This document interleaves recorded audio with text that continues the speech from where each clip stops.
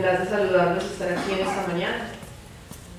También me complace mucho tener la oportunidad de analizar esta película, la cual vengo trabajando ya hace muchísimos años dentro de la universidad y por fuera de ella.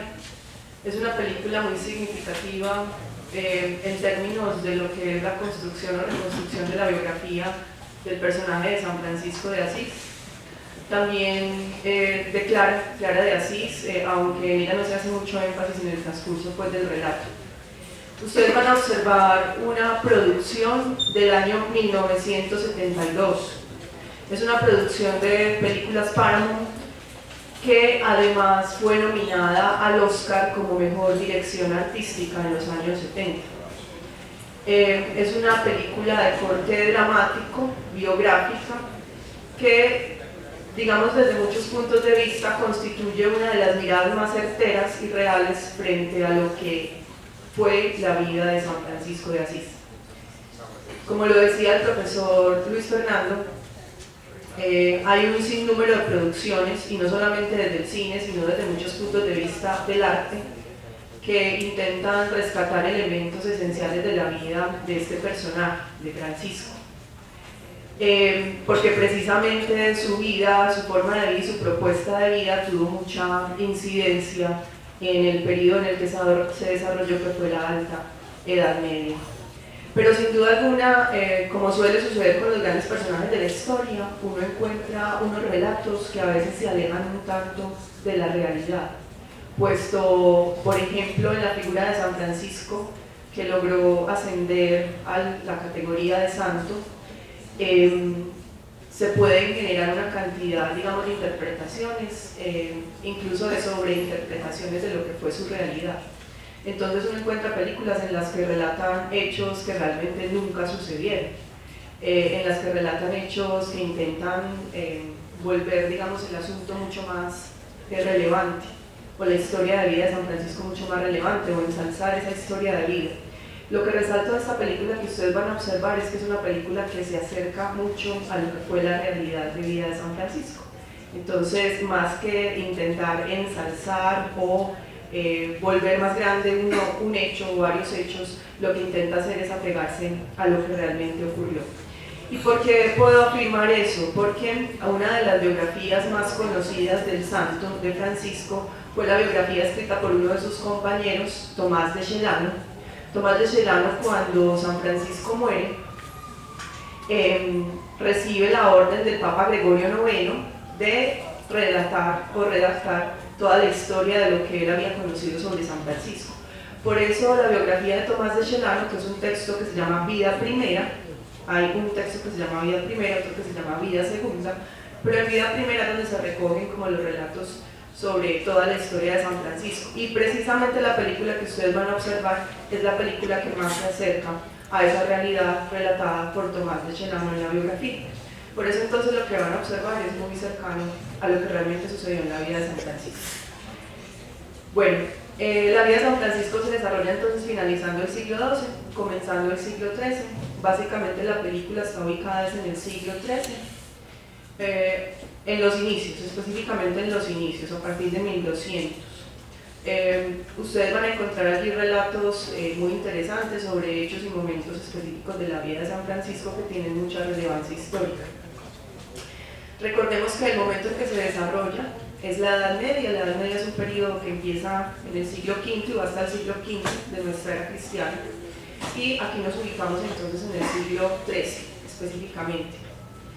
En esta era, o en esta época conocida como la Alta Edad Media, hay una cantidad de movimientos y de condiciones sociales, políticas, económicas que se están desarrollando dentro del contexto.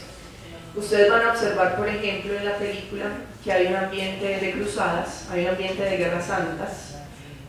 Van a observar, por ejemplo, que San Francisco, como los jóvenes de aquella época y siguiendo las condiciones de los jóvenes de la Edad Media, aspira a una de las mayores, digamos, a uno de los mayores beneficios que se pueden obtener en aquel momento para un joven que está en la época de la adolescencia, y ese mayor beneficio es poder hacerse caballero, es poder pelear en las guerras.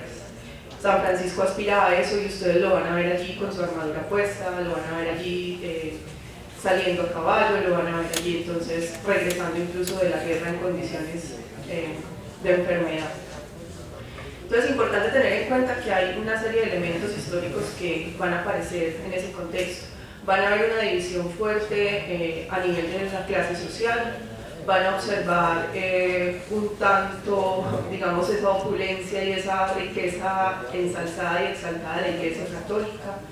El director de la película, Franco Sefirelli, que es un italiano, intenta hacer también una crítica fuerte, precisamente uno de los mayores elementos que se han venido criticando a lo largo del tiempo en que surge la Iglesia Católica, y es un poco el tema de la riqueza. Por eso ustedes van a encontrar una serie de contrastes muy interesantes donde se muestra las condiciones de las vestiduras, de los simbolismos, de los lujos en los que están las personas que pertenecen directamente al clero, en comparación, por ejemplo, con San Francisco y sus hermanos que predican la pobreza, en comparación, por ejemplo, con el pueblo de Asís, que siempre se hacía en la parte de atrás de la iglesia para poder orar a Dios. ¿Sí? La iglesia estaba en primera fila, los miembros de la iglesia en primera fila y el pueblo de Asís atrás, casi que afuera de la iglesia en ese proceso. Y ese tipo de simbolismos que son muy recurrentes en la película nos van a generar pues como una serie de reflexiones importantes que también son de alguna manera una crítica que hace el autor pues como a las condiciones de vida de esta Edad Media. Bien, entonces vamos también a observar una figura de San Francisco que rompe con esquemas. San Francisco por sí mismo es una figura que hace rupturas, él rompió con muchas de las tradiciones y formas de ver el mundo de esa Edad Media. Recordemos que en la Edad Media la cosmovisión imperante era el teocentrismo, todo se veía, se entendía y se comprendía a través de los ojos de Dios. ¿Sí? Por eso la forma como se concibe el mundo para aquella época pues era bastante diferente a como lo entendemos actualmente. Entonces el teocentrismo era el que primaba en el medioevo. Francisco transforma el mundo de una manera rebelde, pero no es un rebelde de aquellos que utilizan la violencia para poder predicar sus ideales, sino que él, a través de una profunda lucha pacífica, una lucha que se da por la vivencia del Evangelio, logra transformar ese contexto que le rodea. Para muchos autores, San Francisco, a pesar de vivir en la Edad Media, fue uno de los personajes que contribuyó a que luego se dieran las condiciones de posibilidad para hablar de un renacimiento. San Francisco rompe esquemas medievales. San Francisco rompe un poco con ese antropocentrismo que también estaba presente en la época.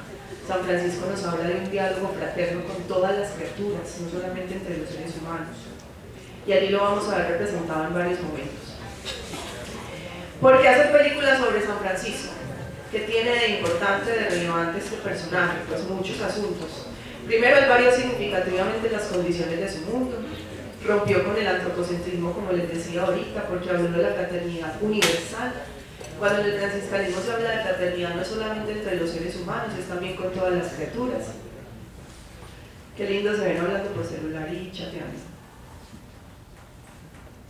Ok. Además de eso, San Francisco mostró una vivencia del Evangelio como una realidad. Él realmente llevó el Evangelio a la cotidianidad.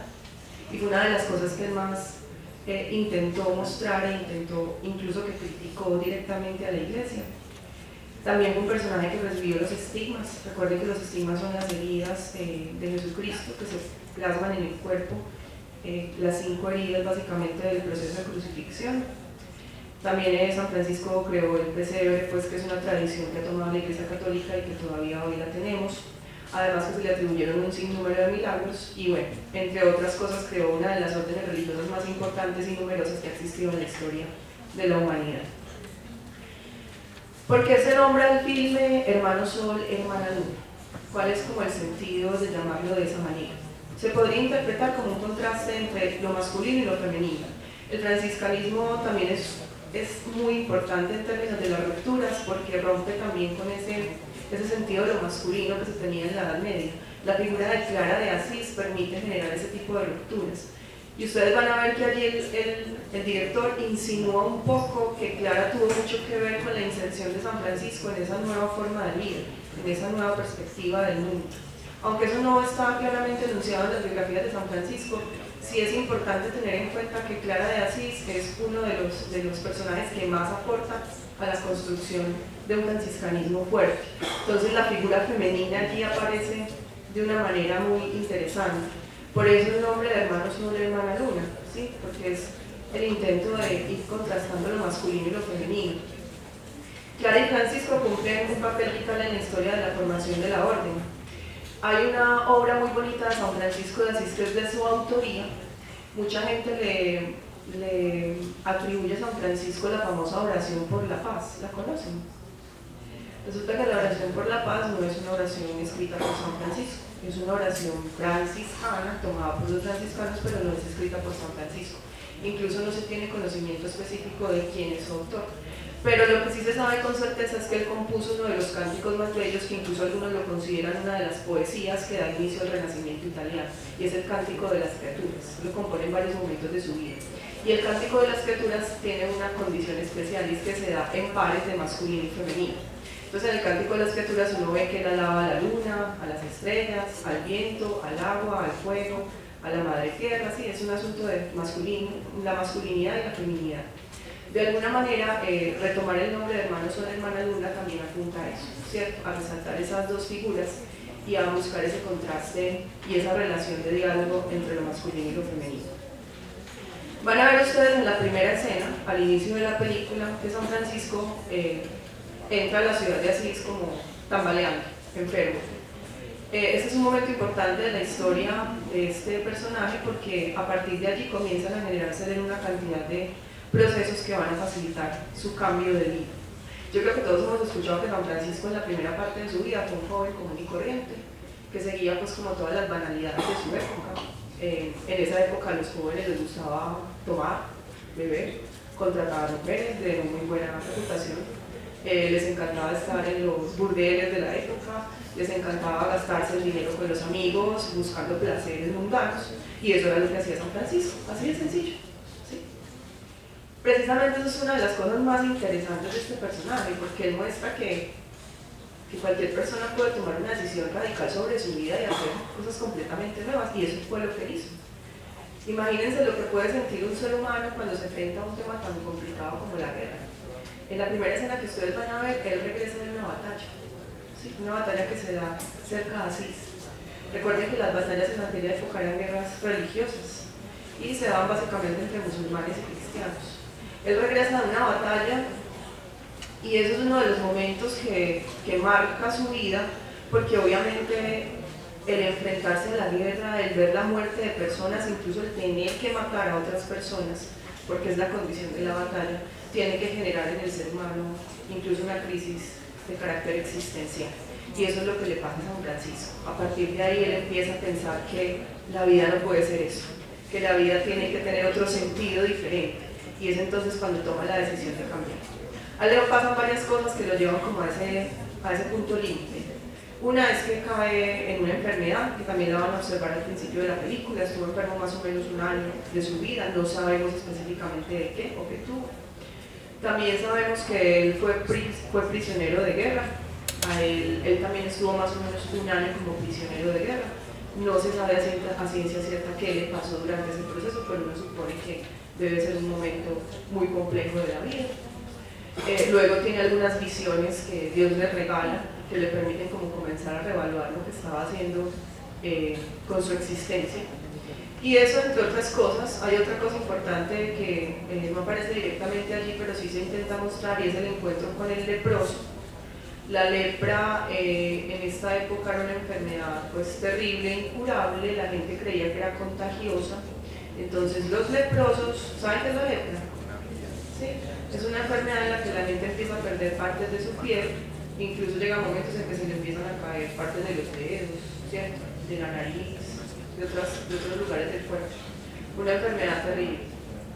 Y pues imaginémonos en el medioevo, cuando generalmente este tipo de males se asociaban incluso a prácticas herejes, a brujería, ¿cierto? No se les buscaba como un sentido científico del asunto, sino se le hacían otras lecturas. ¿Qué pasaba con las personas que padecían de esta enfermedad? Pues las aislaban, las sacaban de la ciudad. Incluso ustedes van a ver una escena en la que Clara de Asís está buscando a los leprosos para llevarles comida. Y San Francisco se asombra cuando los ve, porque obviamente es una imagen muy desagradable pues, en términos físicos. Y luego él logra, en un encuentro con un leproso, darle un beso en las llagas, y ese es otro de los momentos, digamos, críticos para ese proceso de transformación, porque él se desprende de lo físico para poder intentar entender al otro desde lo espiritual. Entonces ahí van a ver reflejado también un poco la historia pues, de los leprosos de aquella época. Bien, van a encontrar también, van a encontrar también una cosa interesante, y es que a San Francisco en primera instancia se le empieza a nombrar como loco, ¿sí? Dice la historia que él lo llamaban el loco de Asís, porque empieza a desarrollar una cantidad de acciones que ponen en duda la cordura de este personaje. Incluso quienes estudian psicología hasta podrían hacerle pues, todo un perfil psicológico a la posible enfermedad de San Francisco. Recuerdo que alguna vez en una charla con unos psicólogos de aquí de la universidad, pues obviamente estaban casi que intentando hacerle el perfil psicológico a San Francisco para definir cuál era la enfermedad o los tipos de trastornos que estaba sufriendo. Fue muy interesante, pero ¿por qué llamarlo el loco de Asís? Pues obviamente porque estaba rompiendo con todos los esquemas de la época. Y sí, ustedes van a ver escenas, por ejemplo, en las que uno dice si el hombre perdió la cordura, ¿no? Al principio, por ejemplo, van a encontrar una escena en la que él, estando enfermo, se encarama en un tejado, en el tejado de la casa, y casi se cae. Esa escena pues no fue, digamos que no aparece realmente en la biografía de él, pero es una forma de ejemplificar cómo esa transformación tan radical que estaba sufriendo. Y se encarama en el tejado por perseguir un pajarito, ¿sí? Una ave que le parece muy tierna, muy hermosa como manifestación de la creación divina, pues él se va a perseguir y se monta en el tejado. Entonces uno dice, por Dios, este hombre perdió la cabeza, ¿cierto? Perdió la cordura. Lo llamaban el loco de Asís. Pero la misma gente que al principio lo llamaba loco, luego empieza a quererlo, a seguirlo. Incluso cuenta la historia, la biografía de Tomás de Celano, que la gente buscaba hasta tocar la ropa, porque decía que con solo tocarle la ropa podía hacer milagros, ¿sí? Hay una cantidad impresionante de relatos de la gente cómo transforma esa mirada sobre San Francisco y cómo de llamarlo loco empiezan a buscar en él la ayuda para una cantidad de problemas que tenían las personas de aquel momento. Entonces es bien interesante, es el loco de Asís que cambia las condiciones de su época. Tan fuerte era su palabra, tan fuerte era la forma como convencía a los demás, que los amigos que pelearon con él en las cruzadas, y ustedes lo van a ver aquí reflejado de una manera muy clara, terminaron uniéndose a lo que él estaba planteando. En principio a lo que él se va a dedicar, y ustedes también lo van a observar, es a reconstruir una iglesia que queda en las afueras de Asís, la iglesia de San Damián, que en la actualidad es un templo muy conocido de la ciudad de Asís, que fue mantenido ahí precisamente por San Francisco. La iglesia de San Damián es la primera iglesia que él reconstruye, y él decide reconstruirla porque ahí en la historia se plantea que hay una voz que le dice: San Francisco, repara mi iglesia que amenaza ruina. Cuando él escucha esa voz, él decide pues, que se va a dedicar a reparar iglesias, literalmente. Y con la que empiezas con la iglesia de San Damián, una iglesia que había sido destruida, tal vez por la guerra, tal vez por las batallas. Y sus amigos que llegan de las cruzadas van a ver que el primero que se le une es un famoso franciscano, que es Bernardo de Quintavalle, allí lo van a observar, un hombre que peleó fuertemente en las cruzadas y que era conocido pues, como un gran líder de las cruzadas. Y cuando vuelve a Asís, pregunta por su amigo Francisco, el amigo de toda la vida con el que se dedicaba a pasarla rico, a festejar, y le dicen: no, el hombre se enloqueció y se fue por allá a reconstruir una capilla, la iglesia de San Damián, o una iglesia. Y él se va a intentar convencerlo de que regrese otra vez a la ciudad, y termina San Francisco convenciéndolo a él, y él se queda. Lo más gracioso es que todos los que van a buscarlo se quedan, ¿sí? Y ustedes lo van a ver allí. O sea, mandan a este que lo busque y termina convenciéndolo y se queda. Luego mandan al otro, termina convenciéndolo y se queda, y así van formando un grupo cada vez más grande. ¿Por qué los convence? Tiene que haber algo allí, ¿cierto? Tal vez todos tenían un sentido de vida que habían perdido también como esa esencia. Bien.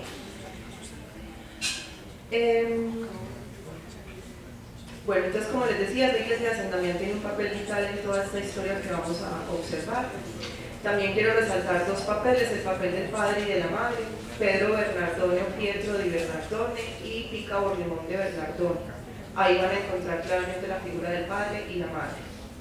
El papá y la mamá cumplen un papel esencial también en ese proceso de transformación de San Francisco. Para muchos analistas, la figura materna es la figura que inculca en San Francisco muchos de los elementos que van a surgir en su segundo momento de vida. Es decir, la madre era una mujer cariñosa, entregada, que se dedicaba a la oración, muy entregada a Dios, una mujer llena de bondad, y ustedes la van a ver allí reflejada. Eso es lo que, digamos, resalta, sobresale en el segundo momento de la vida de San Francisco. Y el Papa era un poco lo contrario. El Papa era muy estricto, bastante dado a la búsqueda de la riqueza material. El Papa pertenecía a la clase social naciente de la época, que era la burguesía. La burguesía surge cuando empieza la caída del feudalismo y empieza a desarrollarse el auge del comercio en la Edad Media. Y el Papa se dedicaba al comercio específicamente de telas, que era uno de los negocios más rentables de la época. Entonces lo van a ver allí incluso negociando sus telas, ¿cierto? Hablando de la calidad de las telas. Y él logra obtener fortuna a partir de eso. Entonces San Francisco era de una familia muy adinerada, era de la burguesía. Clara, por ejemplo, no era de la burguesía, era de la nobleza. ¿Sí? Bien.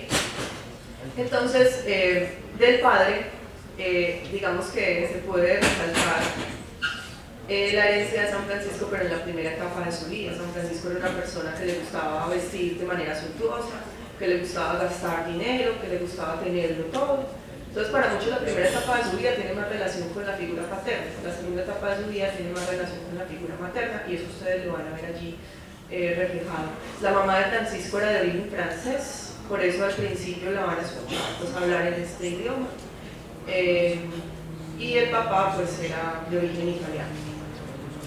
Cosa interesante, después de que San Francisco transforma su vida y decide tomar otro rumbo, él renuncia a la paternidad de la tierra, es decir, a su padre y a su madre, paternidad y maternidad. Y es particular porque los biógrafos de San Francisco, después de que esto sucede, ya no vuelven a contar absolutamente nada sobre los padres de él, es decir, no saben nunca qué pasó con ellos. O sea, parece que desaparecen de la escena después de todo esto que ustedes van a observar. Bien. Interesante también una escena en la que se van a dar cuenta que el papá le muestra a San Francisco todos los lucros o los tesoros que ha logrado obtener gracias a la guerra. La guerra es un proceso donde la mayoría sale perjudicado y solo algunos pocos beneficiados. Y lo que hacía el papá de San Francisco era valerse de la guerra para adueñarse de tesoros y otros bienes materiales. Entonces él empieza a ver eso con desagrado. Lo que antes le gustaba, que era la riqueza, ahora ya no le gusta.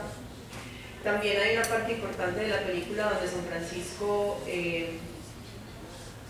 va digamos como a la fábrica de textiles de su padre y empieza a ver las condiciones tan nefastas en las que están los trabajadores. Eso también llama mucho la atención de él y le permite como empezar a reflexionar sobre la riqueza.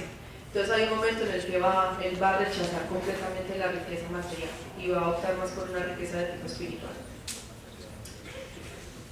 Bueno, van a ver un momento muy importante que es como el momento culmen de la película, el núcleo de la película, donde San Francisco se desnuda, y eso pasó realmente, él se desnuda en la plaza de Asís frente al obispo. Recordemos que en esa época la autoridad más importante era la autoridad eclesial. Cuando había un problema en una ciudad como Asís, se recurría a la iglesia para que intentara actuar como mediadora. En este caso vamos a ver al obispo Guido, que va a aparecer allí. El obispo Guido de Asís es un personaje que en principio duda un poco del cambio de vida de San Francisco, pero que después se convierte en una persona que lo va a apoyar fuertemente a partir de ese momento. El obispo Guido se va a convertir casi que en un protector de San Francisco, y ustedes lo van a observar en la película.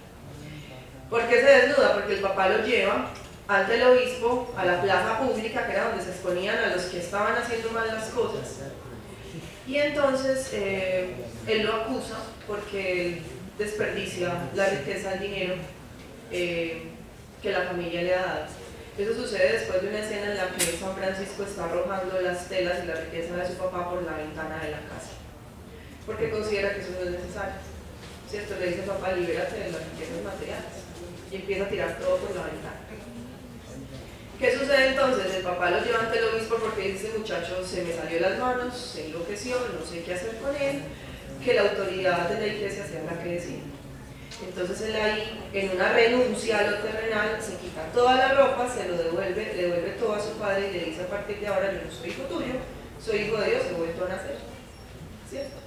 Y ese es como el momento cumbre de la película, digamos, como el núcleo de la película. Ustedes lo van a ver allí pues muy bien ilustrado, y eso realmente sucedió como se plantea en la escena.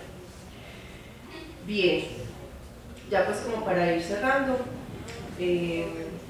como les decía, la película pues van a observar, hay una serie de simbolismos que se manejan allí, de contrastes.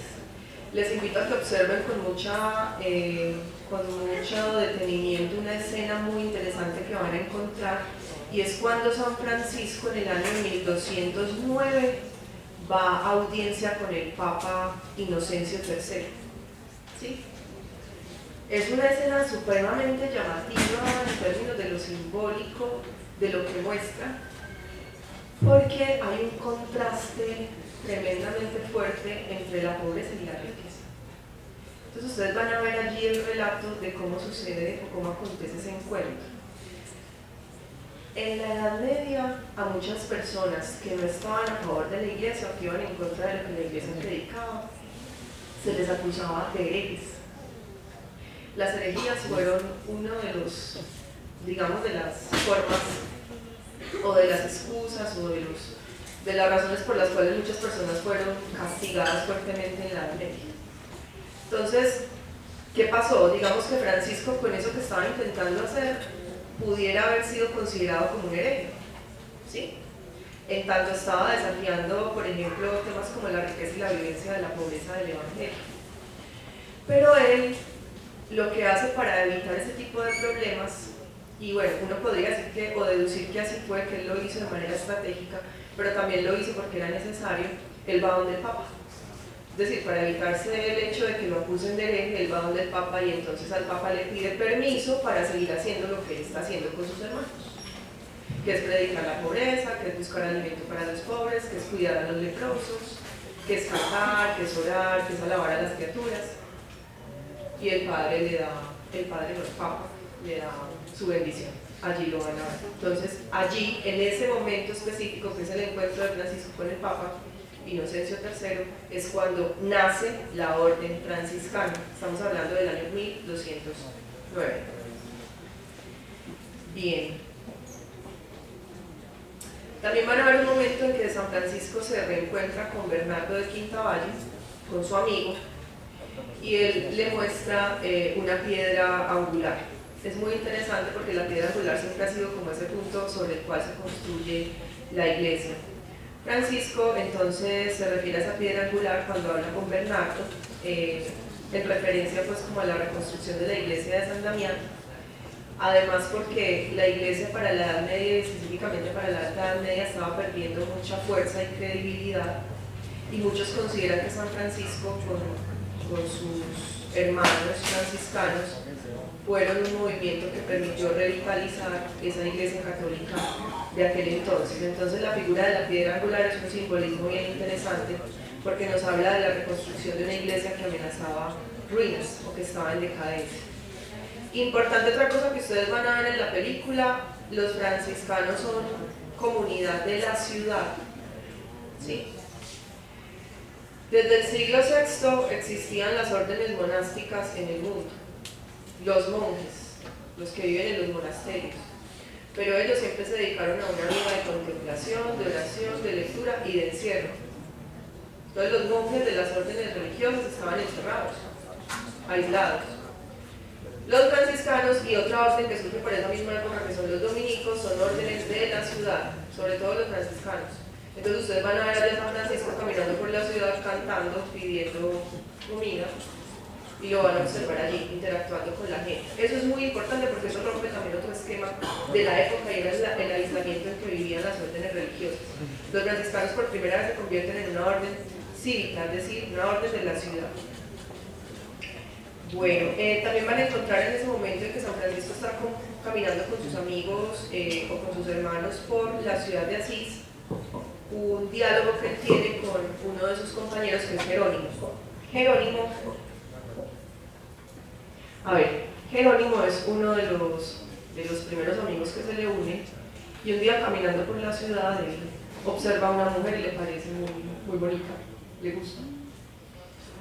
Y obviamente pues cuando los hermanos de Francisco se comprometen con él a ser parte de una vida, de tener una vida religiosa, o más que una vida religiosa, una vida muy espiritual, muy fuerte, pues optan también por el tema de la castidad, ¿sí? Deciden ser castos. Porque además era un asunto común cuando se hablaba de pertenecer a una orden. Entonces cuando su amigo Jerónimo ve a una mujer, él se pone mal. Pues ¿cómo voy a hacer yo para ser casto si me gustan las mujeres, ¿cierto? Yo quiero estar con una mujer. Y pasa una cosa muy bonita, y eso es verdad, eso fue verdad. San Francisco le dice, no te preocupes, tú también puedes vivir el amor a Dios estando con una mujer. Si esta no es la vida que tú quieres, ve y busca a una mujer, cásate con ella. Eso también es una forma de mostrar el amor a Dios, ¿cierto? Es muy interesante porque es la apertura de San Francisco hacia otras posibilidades. No juzgar a la gente ni simplemente señalarla por lo que está sintiendo, sino permitirle expresarse de manera libre, y esa escena es muy bonita en ese sentido. También van a encontrar que la alegría es un valor que aparece siempre presente, sobre todo cuando San Francisco logra pues esa transformación de su vida, siempre está sonriente, está cantando, porque la alegría es un valor franciscano por excelencia. A pesar de las penurias, a pesar de las dificultades, sentirse feliz es importante. Bueno, ya sí voy terminando. Claro que sí, qué bueno, ¿cierto? Todos los escuché aquí. Bueno, importante también todo el contraste que se ve con los pies desnudos de San Francisco. Hay una cosa muy bonita en el simbolismo de la película, y son los pies desnudos de Francisco. San Francisco siempre va a estar descalzo, con sus pies sucios, obviamente. Y esos pies descalzos de San Francisco muestran al Francisco caminante, al que recorre, al que está siempre actuando y yendo de un lado a otro, al que está en contacto con los demás. Eso también es un simbolismo muy bonito y que entra en contraste en la escena donde San Francisco se encuentra con el Papa, porque el Papa viene con sus zapatos muy bien puestos, muy limpios, muy pulcros, y San Francisco del otro lado viene con sus pies sucios y llenos de cualquier cantidad de cosas, precisamente por su condición de pobreza, ¿sí? Entonces, bueno, eso fue a grosso modo. Espero que disfruten la película y les agradezco mucho su atención.